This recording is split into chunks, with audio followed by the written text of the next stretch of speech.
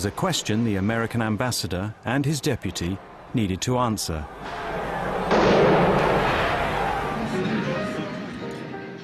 We were invited to this party. We both went around quite separately talking to the various generals and admirals. When I asked General Rabi how things were going, he said, no problem at all. So I went over to Admiral Habib Abdullahi and I asked the same penetrating question, how are things going? میگفتیم که وضع ما درسته، ارتش سر جاشه، این حالت پیدا نشه که داره رژیم متزلزل میشه کم کم. Here we were, the country was in turmoil, and there was not one significant mention of political problems, disorder, or anything. I could not sleep that night. In the morning, I hustled over to the embassy. I went in, I said, Mr. Ambassador, this is not going to work. He smiled and he threw to me a pile of a yellow lined paper with writing on it, and top was thinking the unthinkable. The ambassador's report to Washington spelled it out. The Shah's regime was in peril. The president called an emergency meeting. Our presumption was that the United States policies would be better off if the Shah did stay in power. We were concerned that if Shah falls, the whole thing could become extremely unstable, not just in Iran, but in the region. But over how to save the Shah, the president's advisors were divided. Secretary Vance and I both felt that the best chance the Shah had to maintain his position was to go the direction of reform, to have early elections, to take human rights steps that would ensure, would gain the confidence of his people. You first reestablish order, thereby asserting your authority, and shortly thereafter initiate reforms, having proven that you're in charge. Brzezinski felt we should make it very clear to the Shah that we would not object in any way if he decided to really crack down very hard and use what Brzezinski came to call the iron fist. The message to the Shah was not clear. It urged him simultaneously to get tough with the protesters and to offer them concessions. The Shah summoned the ambassador. ازت صحبت این کردن که آیا آمریکا میخواد که من با شدت عمل به خرج بدم یا نه. Ambassador Sullivan had to say, I have no instructions on this, Your Majesty, which left the Shah very confused. خسته‌تر، ناراحت‌تر و در واقع یک آدمی بودن که به کلی دیپرس بودن. The King of Kings went on TV and embraced the revolutionaries. انقلاب ملت ایران نمیتواند مورد تایید من به عنوان پادشاه ایران و به عنوان یک فرد ایرانی نباشد. تضمین میکنم که حکومت ایران در آینده بر اساس قانون اساسی، عدالت اجتماعی و اراده ملی و بدور از استبداد و ظلم و فساد خواهد بود.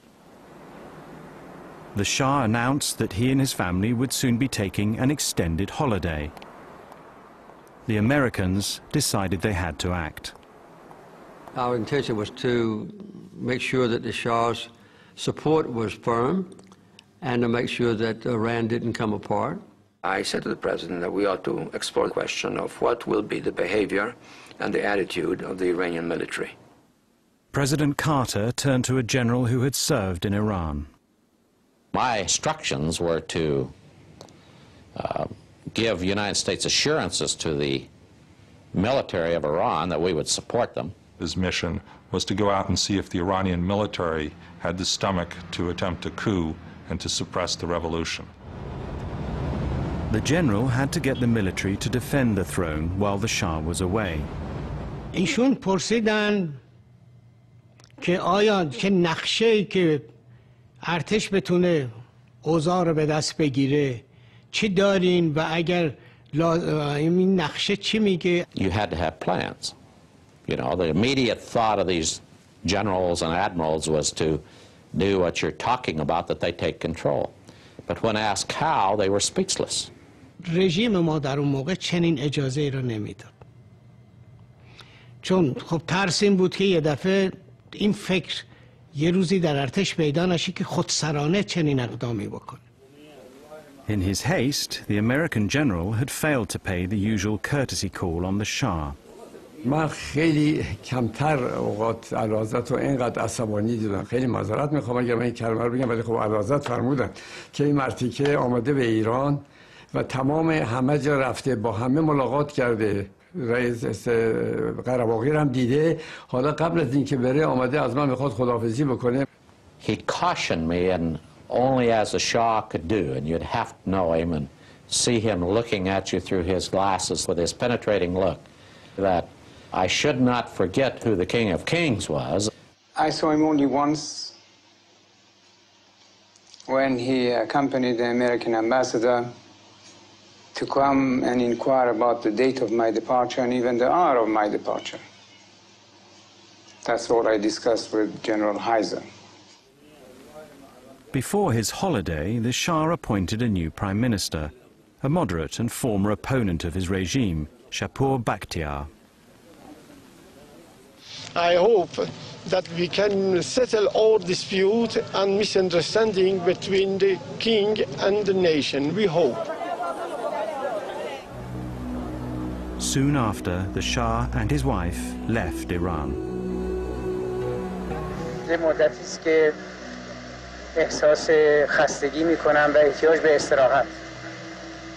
I had to take a little tranquilizer. I usually never took tranquilizers, but I had to take one not to cry or to feel sad.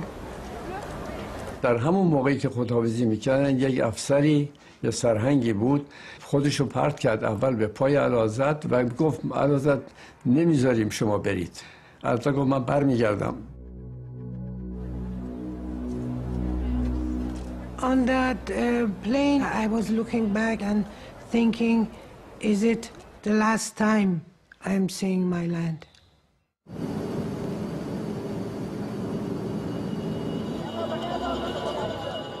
The Shah had fled a popular uprising once before, in 1953.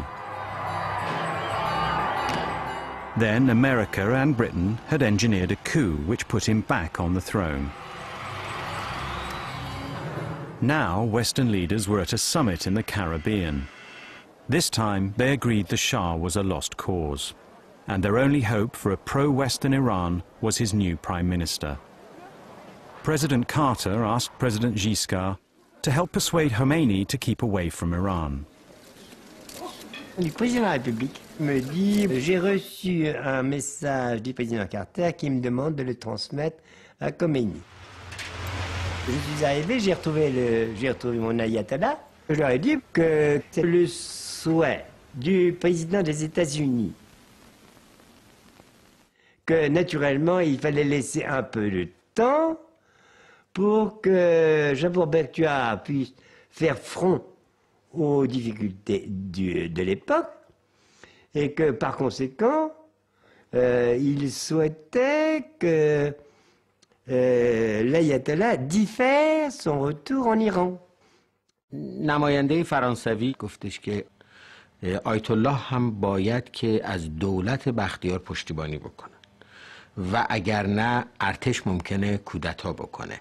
این پیغام تهدید ضمنی هم داشت بر اینکه ارتش دست به کودتا خواهد زد. به همین دلیل آقای خمینی هم عصبانی شد. Il m'a répondu, le président Carter doit comprendre, c'est que s'il veut que les relations se rétablissent normalement, il faut naturellement qu'il cesse d'appuyer des forces contraires aux vœux du peuple. Or, j'interprète les vœux du peuple. Khomeini called on his supporters in Iran to give the soldiers flowers. شعار در میاد که برادر ارتشی ما به تو گل میدهیم تو به ما گلوله. Many soldiers were conscripts and followers of Khomeini. They deserted in droves. The revolutionaries set up reception centers to receive them.